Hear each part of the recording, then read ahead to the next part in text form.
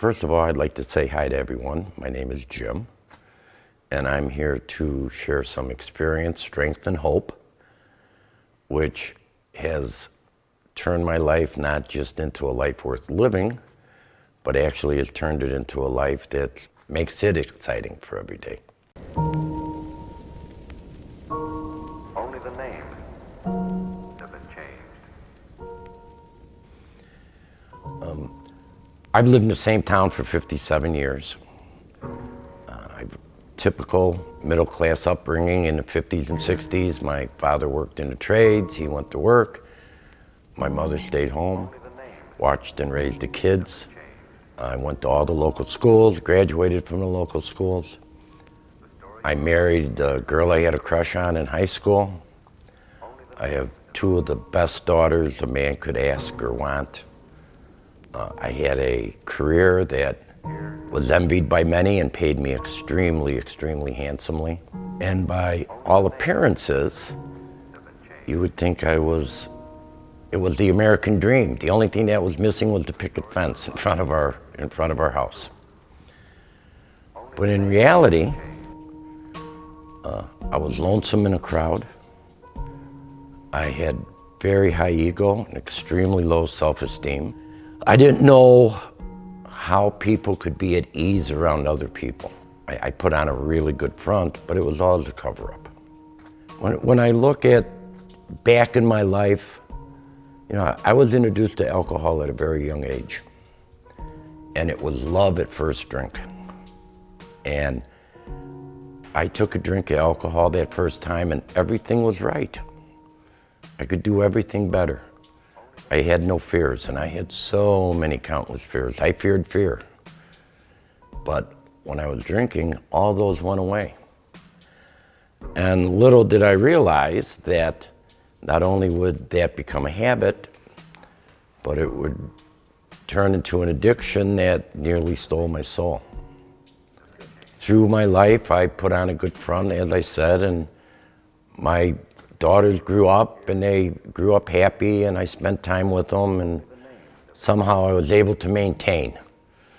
And life progressed, and my career progressed, and my marriage was falling apart because I just couldn't find how to love anyone because basically I didn't love myself. They say love your neighbor as yourself. Or if you don't love yourself, that's how you're going to love your neighbor. Then one day, circumstances entered my life because of things that were completely caused by myself, and my so-called American dream life came to a crashing halt. I was divorced. I lost a career that paid me extremely handsomely. I had to declare bankruptcy. My savings and my retirement was gone. I was broke, alone, and without a job. Somehow, I managed through the next 6, 7 years, sometimes barely having enough to eat and to pay my rent. And one day I was stumbling into my house and I fell upon entering into my bedroom, and I turned my head and it appeared like maybe only an inch. I missed crashing my head into the bed frame of my bed. And I laid there and I begged God to please help me. And then I thought to myself, why in the world would my prayers be answered? Because I lived my life basically against everything that He represented.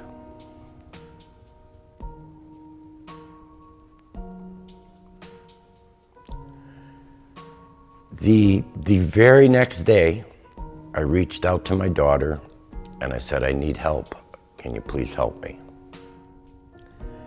And that evening, she introduced me to a fellowship that literally saved my life. In this fellowship, I started to, for the first time in my life, listen to people, and I started to see that there could perhaps be a better way. And I didn't realize it at the time, but God was beginning to answer my prayer.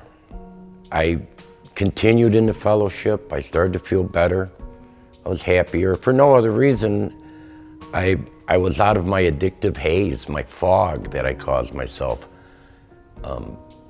Just for the mere fact that I wasn't using, I wasn't trying to get a chemical solution to solve a spiritual problem. After a meeting of the fellowship one evening, I walked out and I was in the parking lot. And for the lack of a better phrase, I'll say it was like an anxiety rush came over me. A feeling came over me and it said, help other people in your condition. And I kind of shook it off and went home, but I couldn't get it out of my mind.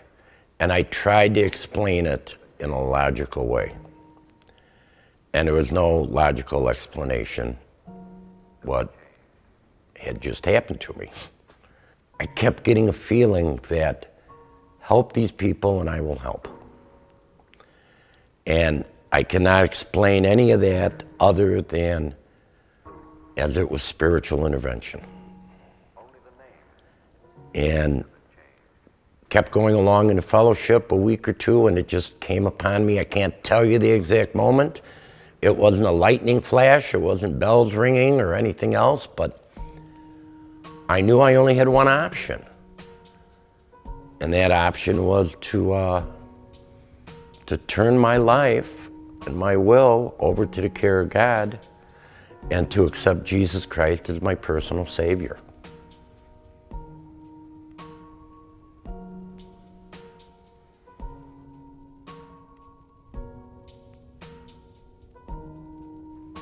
After that day passed, I started to go to church again. I started to read the Bible. I started to associate with people that I thought were of a spiritual nature, that could help me learn what I hadn't learned in the first 6 decades of my life. Things started to happen to me. Just little things at first, and then more and more things that had value that I can't explain how they happened or whatever, but things that never happened to me before in my life. And I was filled with joy. I woke up in the morning and I was anxious for the day to begin. I had lost all the fears that were too numerous to list. I saw people as people.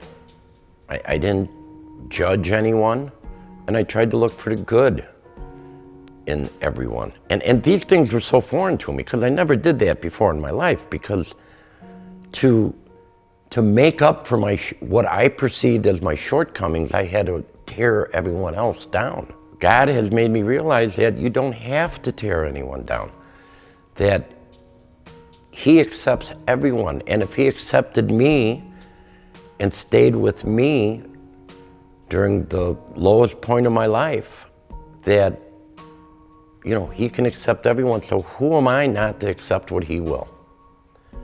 I